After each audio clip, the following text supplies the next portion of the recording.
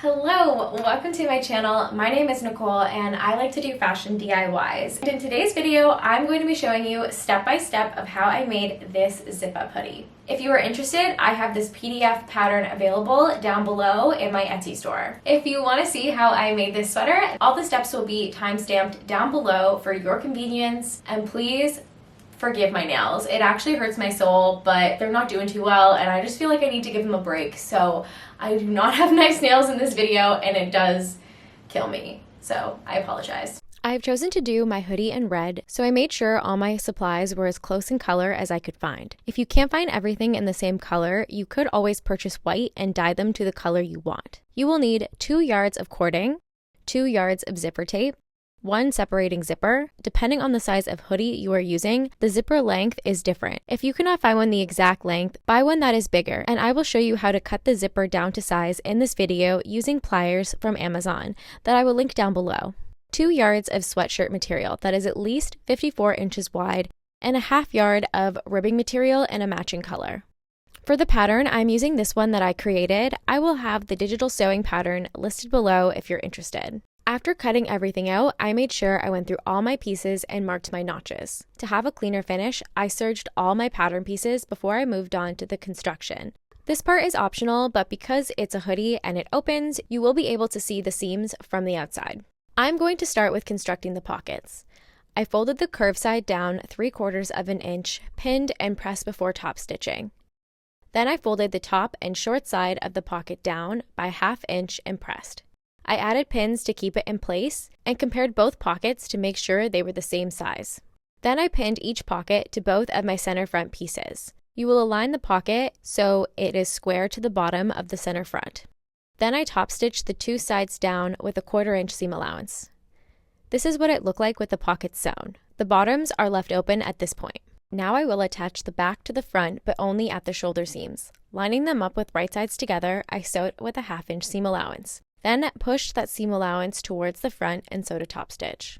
Next, I'm going to start attaching the sleeves. Using the notches, I lined up the sleeve with the armhole of the hoodie and sewed with a ½ inch seam allowance. I pushed that seam allowance towards the body and top stitched 3/8 of an inch away from the seam. Then to close up the sleeve, I folded the armhole in half and matched the seams together, all the way from the sleeve to the bottom of the hoodie. I recommend matching the seam in the armpit first, so the sleeves line up perfectly. And now I'll repeat the same to the other side. Now that the sleeves are done, I am going to start attaching the ribbing. To make the ribbing for the sleeve, I'm going to fold the ribbing in half widthwise and serge together.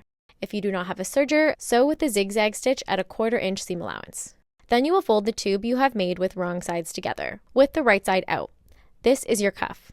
To have a clean finish on the inside, I serged the raw edges closed and repeated this process to the other cuff. I attached the cuff to the sleeves by dividing them into quarters and matching the quarters together. I like to add extra pins to make sure nothing shifts around. Then I sewed at 3/8 of a seam allowance. To sew the top stitch, you will move all your seam allowance towards the sleeve. I like to sew the top stitch with the sleeve inside out. It's easier to get into the machine. Now I'm going to work on the ribbing that is at the bottom of the sweater. First, I'm going to serge the 2 front ribbing pieces to either side of the back ribbing piece, right sides together. Then I will sew it in half lengthwise with the right side out and serge closed to create a clean finish. Now I am attaching the ribbing to the bottom of the sweater by matching the center fronts with right sides together, then pulling the ribbing to match my side seam. The ribbing is slightly smaller than the body of the sweater, so you are supposed to stretch it when pinning and sewing. Do this all the way around. To help reduce the bulk, I clipped off some of the excess. Then sew your top stitch with the seam allowance pressing up towards the body. We are going to put the body aside for now and start working on the hood. First, I'm going to transfer my buttonhole placement from the pattern to my outer hood pieces. To do that, I lined up my hood pattern piece and placed 2 pins on either side of the buttonhole and marked with chalk horizontally. Then drew a line vertically connecting the horizontal lines and repeated the same thing to the other side. I then used my button maker presser foot to make my buttonholes. Always make sure to test your buttonhole on scrap fabric before working on the good piece. Now that I have finished my buttonholes, I will sew my outer hood right sides together and my inner hood right sides together. Then I will press my seams open to help it lay flat when they are sewn together. I stuffed the inner hood into the outer hood, and I kind of had to fiddle with it to help it lay flat. And when it did, I pinned both pieces together along the neckline to keep it in place. Then I moved on to installing the draw cord into the hood. To do this, I found the center of the cord and pinned it to the top center of the outer hood. With the draw cord inside the outer hood, I folded that over to the inner hood and pinned it into place. Make sure to push the draw cord through the buttonholes before sewing along the outer hood to create a channel. I tacked the draw cord at the top of the hood to make sure it doesn't come out. Now that the hood is complete, it's time to attach it to the body of the sweater. I matched the center of the hood to the center back and pinned to reach either side of the sweater when sewed at 3/8 of an inch. To have a cleaner finish on the inside, I'm going to use zipper tape to hide my seams. To install the zipper tape, I'm going to stitch the tape right over the stitch I just made to install the hood. You could do this step all at the same time, but I didn't want anything to shift, so I did it separately. Once one side of the tape is sewn down, I smoothed the tape over to cover all of the seams, pinned it into place, and sewed. I like to not cut my zipper tape to size until after everything is sewn down, just to make sure I have enough. Now we are moving on to the final step, which is installing the zipper. Before starting, I'm checking my garment to make sure everything lines up. I ended up having a zipper in my stash that I liked better, and I decided to use that instead. With my hoodie laying out, I lined up my zipper to make sure I get the exact length I needed the zipper to be. But since the zipper is too long, I will have to trim it down to size. I marked my zipper with chalk at the length it needed to be. Then I marked 1 inch above that mark. That will be my cut line. With the slider below the cut line, I trimmed the zipper with my scissors.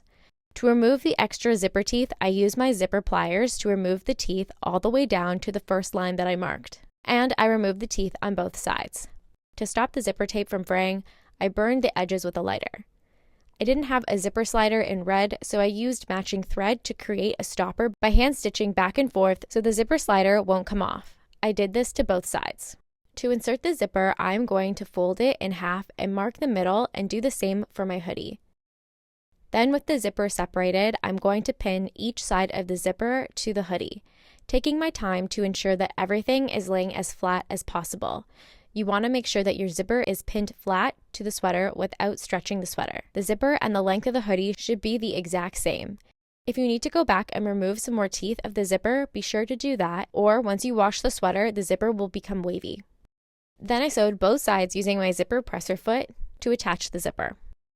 This was my final chance to make sure everything lined up properly, and the zipper lines up perfectly, but I noticed the height of my pockets aren't even. So to fix that, I just seam ripped the pocket that sits higher and brought it down. To save time, I didn't seam rip the whole zipper, but just the section in the middle. The final step for the zipper is to attach the zipper tape. To create a clean finish, I folded over about 1 inch to hide the raw end and put a pin in it to keep it in place. I didn't pin all the way down because I found it easier to just hold as I was sewing. The first row of stitching on the zipper tape will be on the side closer to the zipper teeth. The goal of this stitch is to hide the stitching underneath, all sewing within the seam allowance of the sweater. Then you will fold the zipper over and run a stitch along the other side of the zipper tape to secure it. It will look like this once it's done. To keep the zipper tape secure on either end, I hand stitched those loose ends closed.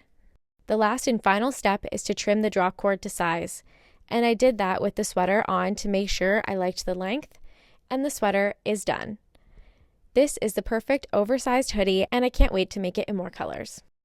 Thank you so much for watching. If you watched this far, you are amazing, and I hope you subscribe and comment and like, and please let me know if you tried out this pattern or if you've tried out just the techniques and the way I constructed it. Thank you so much for watching, and I will catch you in the next one. Bye!